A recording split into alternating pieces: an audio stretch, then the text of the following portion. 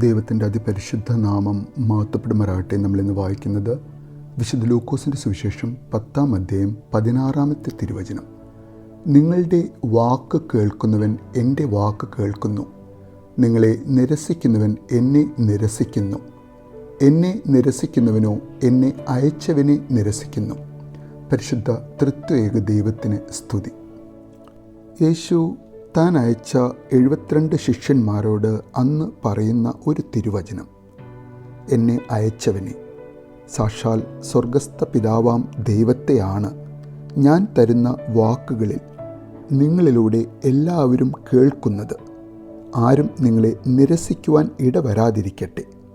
അങ്ങനെ നിങ്ങളെ നിരസിച്ച് എന്നെയും എന്നെ അയച്ചവനെയും നിരസിക്കുന്ന, വിശുദ്ധ തൃത്വത്തിനെതിരായി ജീവിക്കുന്ന ആരും ഉണ്ടാകാതിരിക്കട്ടെ എന്ന് ഒരു പോസിറ്റീവ് ആംഗിളിൽ നമുക്ക് ഈ വചനത്തെ വായിച്ച് മനസ്സിലാക്കാം. ഒന്ന് മാത്രമേ അന്നും ഇന്നും യേശു ആവശ്യപ്പെടുന്നുള്ളൂ.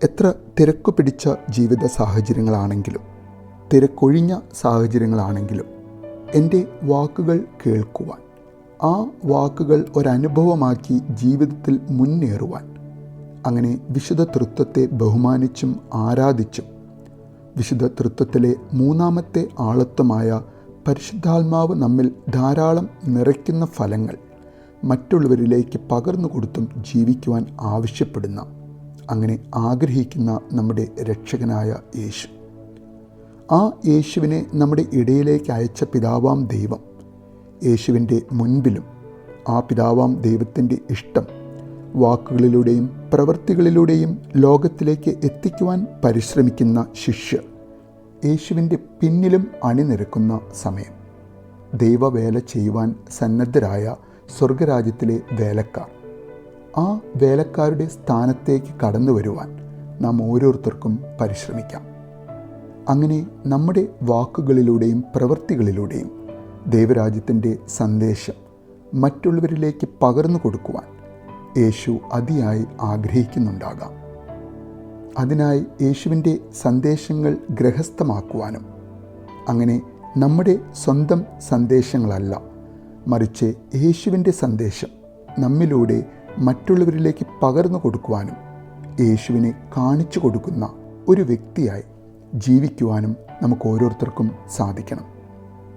ദൈവരാജ്യത്തിൻ്റെ സന്ദേശം നാം ഓരോരുത്തരോടും പറഞ്ഞു തരുന്നവരെ, യേശുവിനെ പ്രതിനിധീകരിക്കുന്നവരെ ബഹുമാനിപ്പാനും, അറിഞ്ഞോ അറിയാതെയോ അവൻ്റെ ശിഷ്യരെ നിരസിക്കുന്ന, അതിലൂടെ യേശുവിനെ നിരസിക്കുന്ന ഒരു വ്യക്തിയായി തീരുവാൻ ഇടവരാതിരിക്കുവാനും, എൻ്റെ സന്ദേശം കൊണ്ടുവരുന്നവരെ സ്വീകരിക്കുന്നവർ എന്നെ സ്വീകരിക്കുന്നു എന്ന യേശുവിൻ്റെ മൊഴി നമ്മുടെ ജീവിതത്തിൽ യാഥാർത്ഥ്യമായി എന്നും തുടരുവാൻ നമുക്ക് ഓരോരുത്തർക്കും ആഗ്രഹിക്കാം, പ്രാർത്ഥിക്കാം. നല്ലൊരു ദിവസം നേരുന്നു.